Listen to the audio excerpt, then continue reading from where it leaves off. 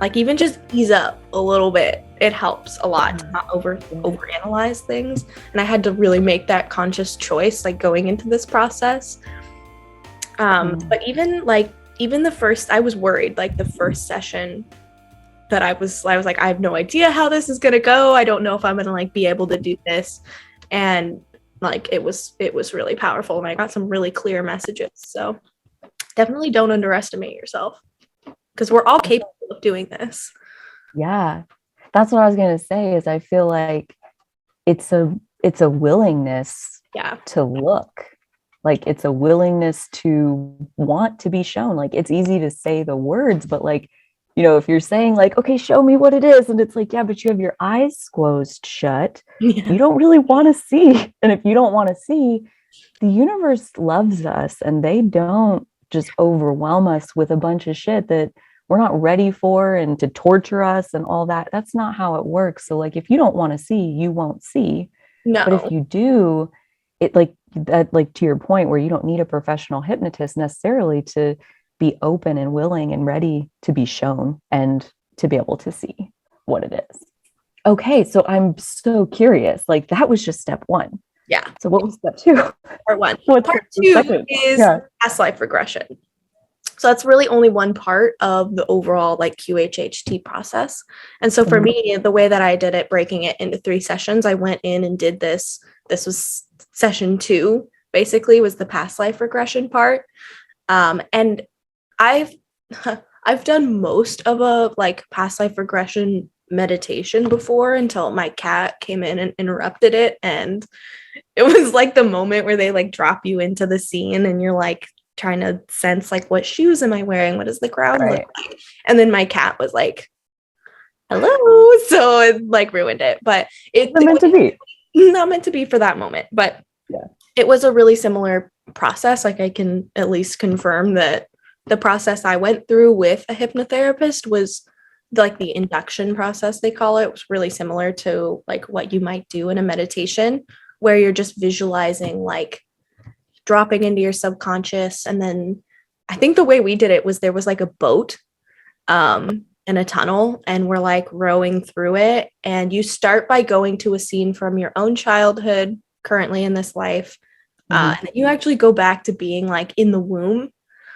So you remember briefly like that feeling in that stage. But that's kind of it's hard to say like if that, how real that feels. Like I can imagine just seeing like kind of muted like red light all around me. I don't know how real that was, but I don't know, it felt real to me. It was in the one I did from YouTube, and there was like a stillness and a warmth that I sensed, that I didn't really get anything visual in that part, but I felt like a well-being, like a total around me well-being. And my message that I got out of that piece of it was that still exists. Like spiritual support is holding you just like that. Like you're still inside the cocoon. Like it's an illusion that you're not. So just so like that was my piece. There. That's a good point too, that like if you're going to do this process, it helps to be really open-minded to like however the information is going to come to you, because it's not always going to be visual. And feeling sensations like memories, and especially memories not from this current life, or like a memory of being in the womb where it's not really in your conscious memory, it's more of like a visceral body memory. Like they live in your heart, and so sometimes you feel a lot more than you like see in your mind's eye, and that's okay. Like that's just as valid of an experience. So I went through that part too, of going back through childhood memory, like a nice, happy, pleasant one, to kind of just get yourself relaxed and opened up to things, and back to like the feeling of being in the womb, which is very comforting and warm. And then you get to like drop back into whatever past life your subconscious decides to show you. And you have to figure like there's hundreds, thousands, who knows how many lives that you could potentially be shown. And what you're going to be shown is something that in some way you need, like that has a message for you that is relevant to you right now. And you just have to trust that. And I usually like, you start by, it's like, okay, what does the ground look like? I was like, well, there's grass. I see grass. And it's like, just start small. Like, what do you notice? What little details do you see? And the next question was, what shoes are you wearing? And then I got like these, I could tell I was wearing these like big, they're like brown, clunky, kind of like worker boots, sort of. I was like, I don't really know how to explain it, but that's what I see. And then like blue jeans, basically. Or no, not blue jeans. I think I said like canvas. Like I was wearing these pants that were some sort of like canvas material, which might have been like a precursor to blue jeans, maybe. Because I got the vibe that this was like sometime in like the mid 1800s. So this is pre-electricity, very simple times. Oh yeah, and in the days before, I had been getting a lot of synchronicities. That's another thing, is if you're planning to do it, pay attention to what synchronicities you get in the time leading up to that scheduled time. Because I definitely, I know all of our intuition communicates with us in a really unique way to us, but mine definitely likes to drop hints of like, here are these little pieces that are gonna, like, this song's gonna be stuck in your head and you're not gonna know why until after you do the session. And it's like perfectly relevant to the message, which is something that happened to me too. Yeah, so I started and I was like, these are the pants I'm wearing. I could see, I don't remember what shirt I was wearing, but I was wearing like, I remember like a big puffy like workman coat, and I could tell I was a man too. You can just sometimes just sense like the energy of like, this is male energy. I'm a man. And I could see I had like this plot of land. I was out there on my farm. It's also normal, totally normal for your mind to use images that are familiar to you to help communicate. So if you see like an image from a movie you've seen, you can be like, oh yeah, I've seen that movie. Like, I know that movie. It's like for me, I saw like this moment. There's this movie my family watches every Christmas Eve called Holiday Inn. It has Bing Crosby and Fred Astaire, and it's like this old timey movie. And he basically decides that he's going to leave show business and go move out to Connecticut and have a farm and live the simple life. But he doesn't realize how much work it's going to be.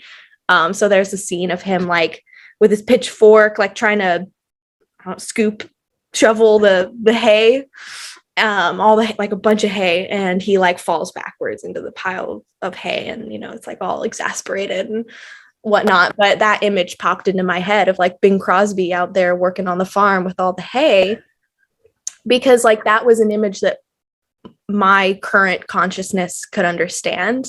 So it's not like if you get something like that, you don't have to think like, oh, well, that's fake, because obviously that's from a movie. It's like, yes, that part is not real for you. It's just communicating to you what you're seeing. Right. It's like the hypnotherapist.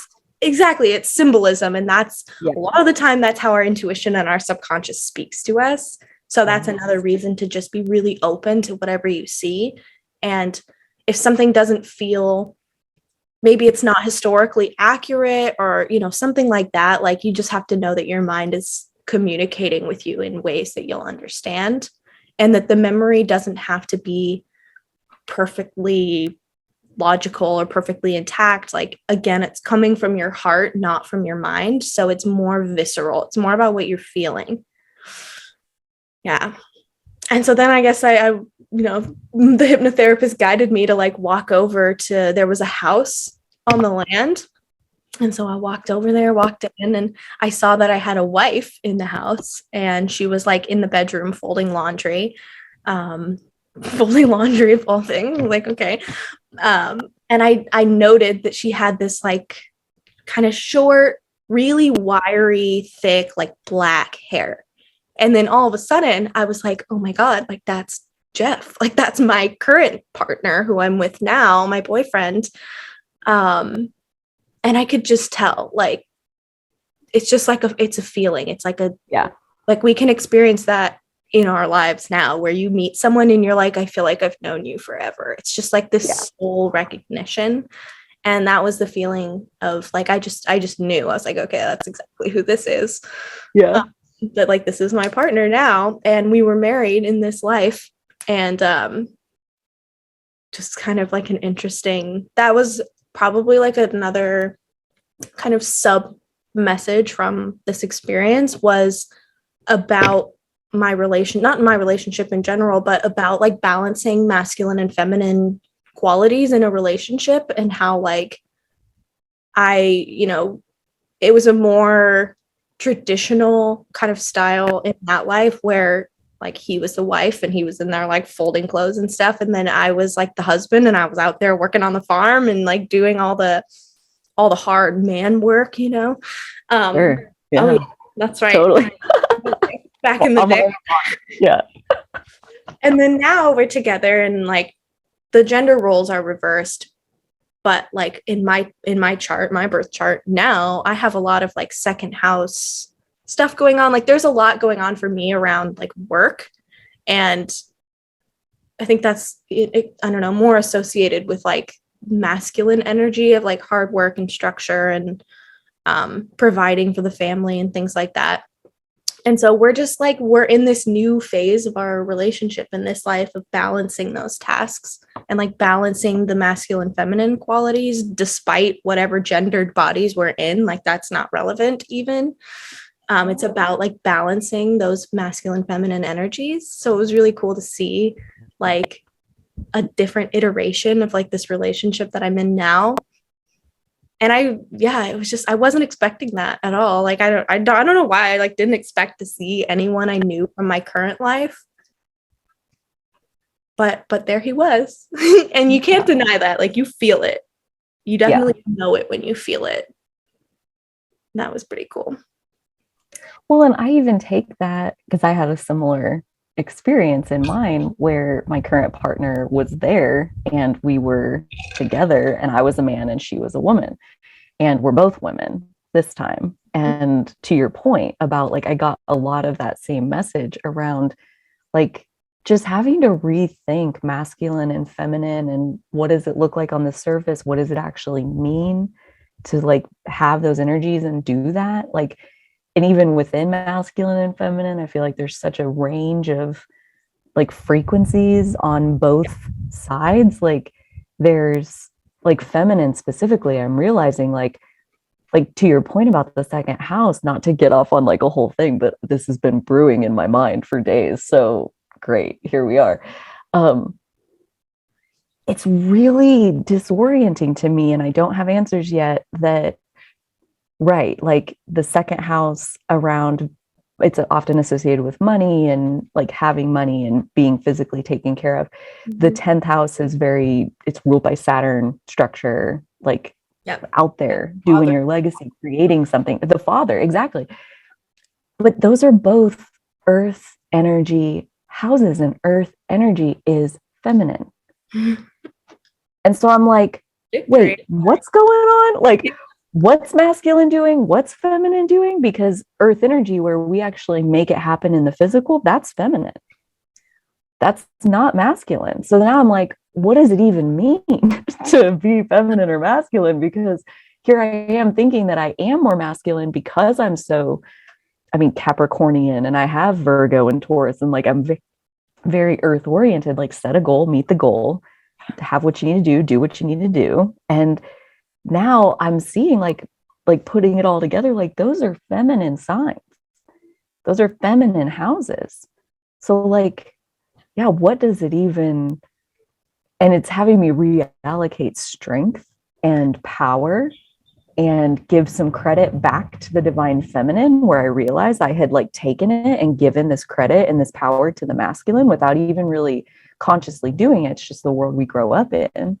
And it's been really good to reallocate that value and power back to the feminine houses, and like be like, feminine is how we get anything done in this world. Yeah. Like, yeah, courage and logic and emotional detachment and clear sight and all of that is necessary. Absolutely. But like when it comes to actually boots on the ground, moving the needle from point A to point B, like that's earth energy, that's feminine. So I'm like, whoa, mind blown. Around like gender roles and just all of it, how it all is in our culture, like it's fascinating.